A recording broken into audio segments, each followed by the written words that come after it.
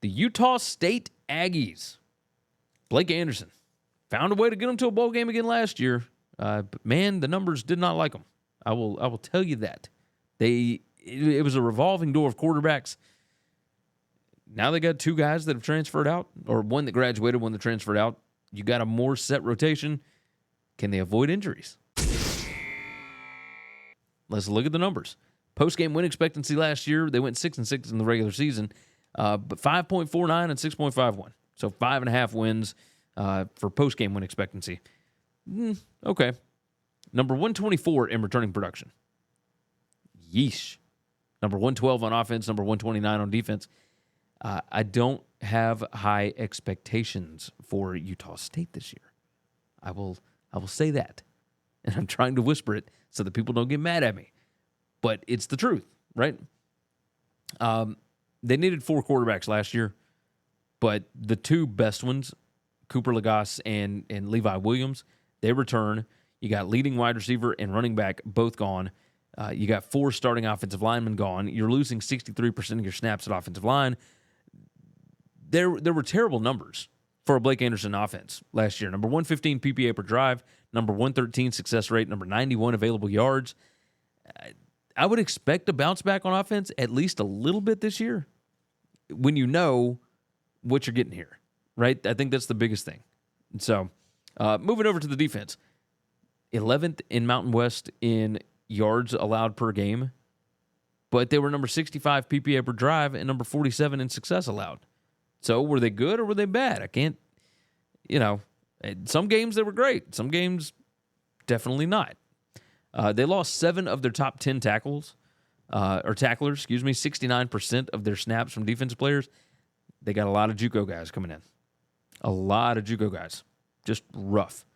And they got some other FBS transfers coming in as well, but this is going to be a rebuilding thing. I can already tell it. You're losing Tyler, the running back. You're losing the wide receiver, Brian Cobbs. Logan Bonner's gone, so he's not even somebody you can fall back on anymore. It took a lot of, at least according to team rankings, it took a lot of luck for them to be able to get to a bowl game last year. Let's look at the keys to the season. Their win total is 5.5. To go over is -110. To go under is -120. They were putrid in the red zone on offense and defense. Number 129 conversion percentage on both. It was strange to see such a drop-off on this team after they won the Mountain West in 2021. It was just rough. Number 130 in penalties per game. They were number 123 in turnover margin. I still don't know how they made a bowl. It doesn't make sense. That Air Force game still drives me insane to this day because I could not figure it out. None of it made sense. The key question here, can transfers click quickly enough to find 6 wins? It doesn't appear likely, but Anderson has surprised us before.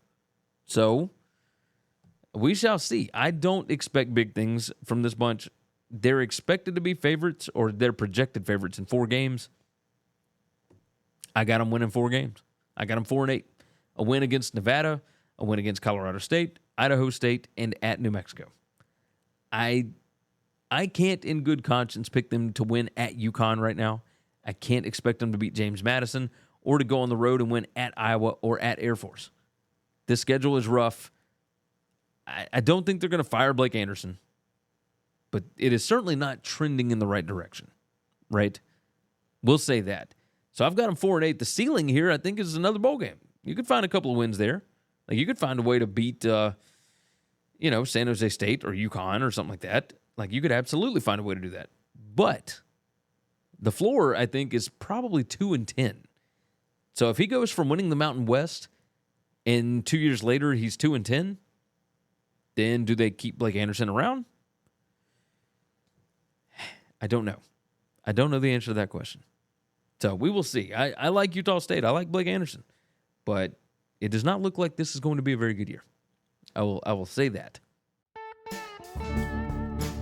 Thanks for listening to Winning Cures Everything. Make sure and follow me on Twitter at GaryWCE. If you want to toss in a question, you can email me, Gary@winningcureseverything.com. Make sure and hit that subscribe button, and we'll see you next time.